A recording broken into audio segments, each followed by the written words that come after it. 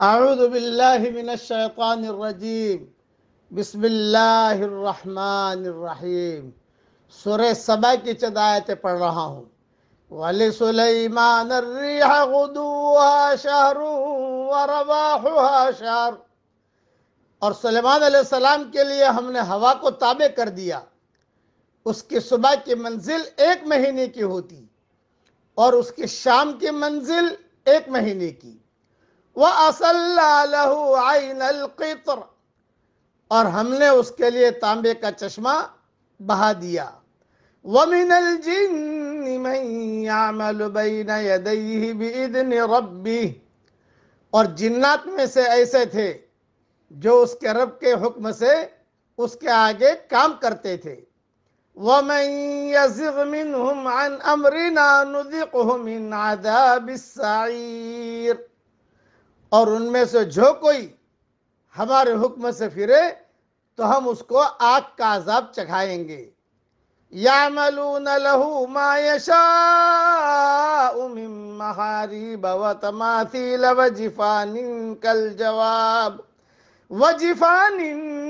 كَالْجَوَابِ وَقُدُورٍ الرَّاسِيَاتِ، وہ اس کے لیے بناتے جو وہ چاہتا، عمارتیں اور تصویریں اور حوض جیسے لگن اور جمی ہوئی دیگیں۔ اعملوا آل داؤد شکرا، اے آل داؤد شکر گزاری کے ساتھ عمل کرو۔ وقلیل من عبادی الشکور، اور میرے بندوں میں کم ہی شکر گزار ہیں۔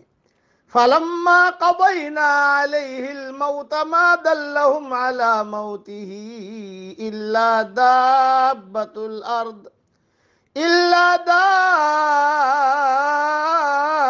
الْأَرْضِ تَأْكُلُ مِنْ سَأَتَهُ،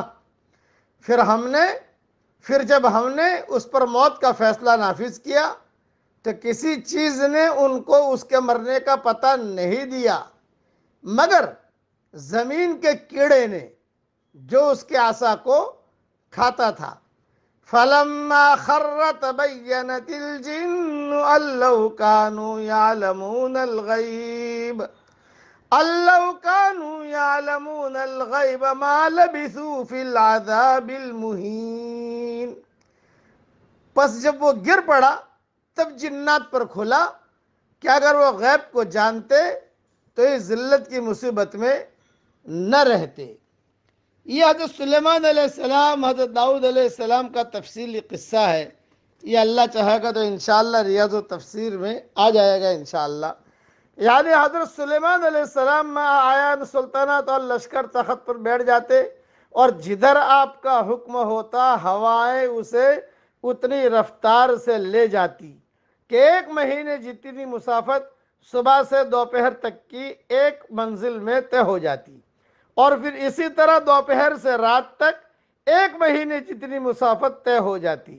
اس طرح 1 دن میں 2 مہینوں کی مسافت طے ہو جاتی تھی۔ لمبا چوڑا تختہ تھا، اس کے بارے میں میری کتاب بکھرے موتی میں کسی جلد میں لکھ چکا ہوں کہ کتنی سیٹوں والا تھا، وہاں دیکھ لیا جائے، مجھے خود یاد نہیں ہے کہ کون سی جلد میں لکھا ہے۔ حضرت سلیمان علیہ السلام کے موت کا وقت آیا تو وہ اپنا عصا ٹیکے ہوئے تھے اور جن سے کوئی تعمیری کام کرا رہے تھے۔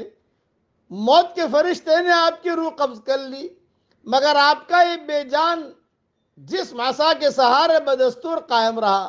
جنات یہ سمجھ کر اپنے کام میں لگے رہے کہ آپ ان کے قریب موجود ہیں اور نگرانی کر رہے ہیں۔